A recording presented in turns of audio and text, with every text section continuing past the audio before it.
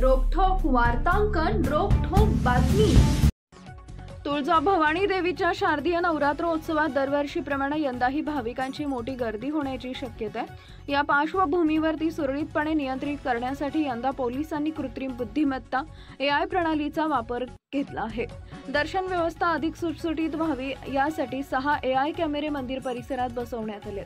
रविवारी जिल्हाधिकारी कार्यालयात झालेल्या पत्रकार परिषदेत जिल्हाधिकारी कीर्ती किरण पुजार व पोलीस अधीक्षक रितू खोकर यांनी ही माहिती दिली आहे। पोलीस अधीक्षक खोकर म्हणाले की नवरात्रोत्सवासाठी विशेष बंदोबस्त ठेवण्यात आलाय।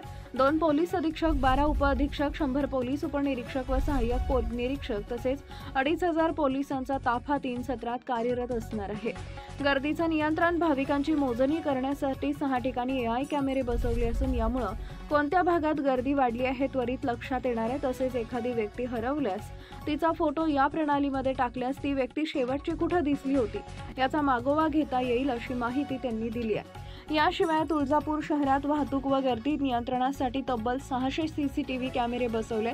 कृत्रिम बुद्धिमत्तेच्या सहाय्याने यंदा नवरात्रोत्सवात भाविकांना सुरक्षित व व्यवस्थित दर्शन मिळावे यासाठी प्रशासन प्रयत्न असल्याचंही जिल्हाधिकारी पुजार यांनी स्पष्ट केलं आहे। महाराष्ट्रातील महत्त्वाच्या आणि ताज्या बातम्या पाहण्यासाठी आमच्या जय हो न्यूज चॅनलला सबस्क्राइब करा आणि बेल आयकॉन प्रेस करा।